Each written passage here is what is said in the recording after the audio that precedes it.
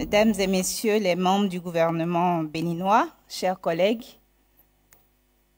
Madame la ministre de la Transition digitale, des Postes et des Communications électroniques du Burkina Faso, chères sœurs, merci pour votre présence ici.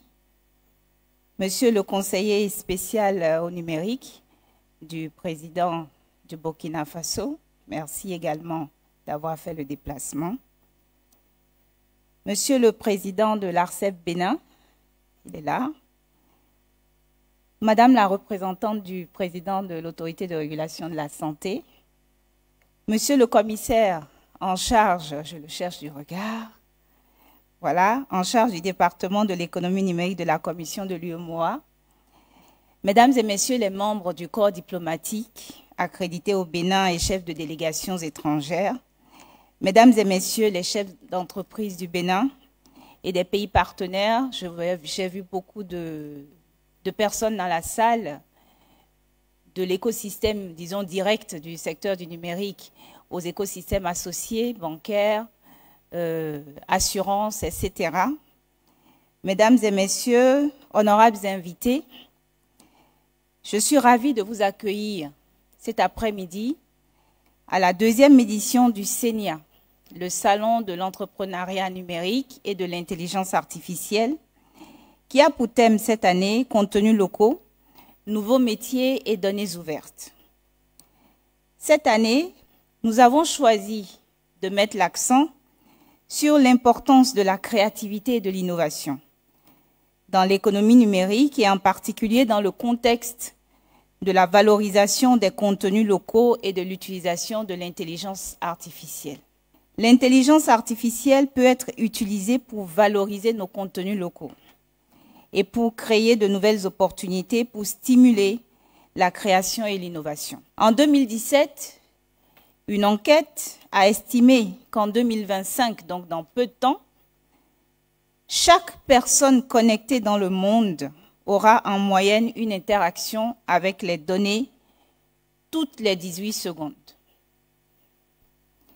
Cela montre l'importance croissante des données et de leur traitement, ainsi que l'urgence de développer de nouvelles compétences pour répondre à ces nouveaux besoins.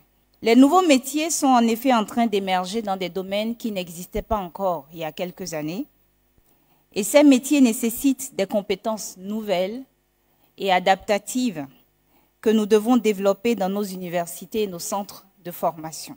Les contenus locaux sont également un enjeu majeur pour le développement de l'économie numérique dans nos pays. Nous avons un potentiel considérable pour valoriser nos ressources documentaires, nos talents, nos savoir-faire et nos cultures riches et variées sur les plateformes numériques, en particulier celles basées sur l'intelligence artificielle. Et enfin, les données ouvertes sont un élément clé de la transparence et de l'efficacité de l'administration publique. L'État béninois a mis en place une plateforme de données ouvertes qui permet aux citoyens d'accéder à des données publiques utiles pour leur quotidien. Et nous encourageons également les entreprises à utiliser ces données pour développer des services innovants créateurs de valeur pour notre société. Distingués participants, je voudrais également partager avec vous cet après-midi les progrès que nous avons accomplis depuis la première édition du CENIA. Nous avons fait et connu des avancées dans les domaines de l'intelligence artificielle et de l'entrepreneuriat numérique. Sur le volet entrepreneuriat numérique, plusieurs avancées, notamment la labellisation des startups entérinée par le Conseil des ministres. Cette initiative ouvre la voie à un appui renforcé à nos entrepreneurs numériques dans leur processus de développement. Les actions relatives à l'opérationnalisation de la labellisation sont en cours au ministère du Numérique, en lien avec le ministère de l'Économie et des Finances et le ministère en charge des PME. Et nous projetons les premiers résultats pour la rentrée 2023. Sur le volet intelligence artificielle, je peux citer 3 avancées majeures. Premièrement, nous avons mis en place la stratégie nationale de l'intelligence artificielle 2023-2026, qui a été approuvée par le Conseil des ministres après un processus d'élaboration participatif. Nous avons déjà commencé la mise en œuvre du plan d'action y relatif qui comprend des formations dans le domaine de l'intelligence artificielle avec nos partenaires. Vous avez Ishiru, que vous avez vu sur scène. Vous avez également Semecity. Vous avez des partenaires comme l'Afria. Donc, ce volet formation qui est important pour nous a déjà démarré. Nous avons également des études de faisabilité qui sont en cours, le développement de solutions d'intelligence artificielle et la mise en place d'une plateforme de suivi disponible au public, en tout cas bientôt, que nous préparons. Donc, le ministère est engagé à suivre toutes les initiatives qui vont contribuer à la mise en œuvre de cette stratégie et de son plan d'action. Et comme je le disais, une plateforme de suivi sera rendue disponible au public dans les prochains mois. J'ai parlé donc de 3 avancées.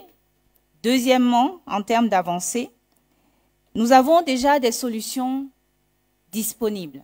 Ce que vous venez de voir en est une. Et il y en a d'autres en cours de développement dans différents secteurs, tels que le transport, la santé, l'agriculture, pour ne citer que ces secteurs. Nous avons pu identifier, comme le disait Aristide tout à l'heure, des talents béninois spécialisés dans l'intelligence artificielle et la science des données, et j'encourage leur développement dans notre écosystème numérique.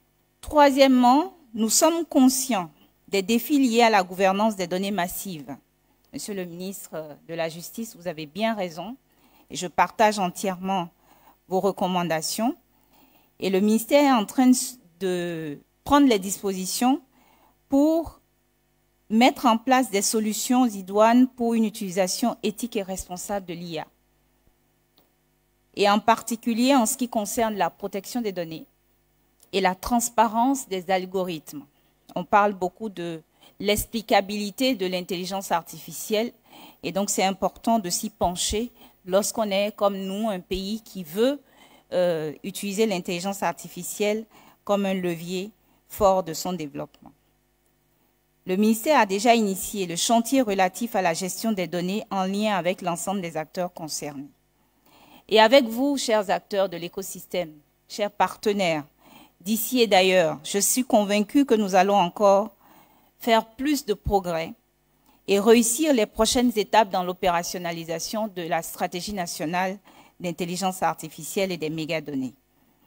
Le Bénin est engagé à faire de l'intelligence artificielle un levier supplémentaire de développement de son écosystème numérique et plus généralement de son économie. Pour les jeunes étudiants et jeunes professionnels, vous venez avec beaucoup d'enthousiasme à nos éditions du CENIA. L'année dernière, c'était pareil. Cette année encore, je le constate. Je vous encourage à vous spécialiser dans les domaines émergents de l'IA dès maintenant. À cet effet, un programme ambitieux de développement des compétences numériques pour tous les niveaux est en cours d'élaboration au ministère du Numérique pour vous aider à y parvenir.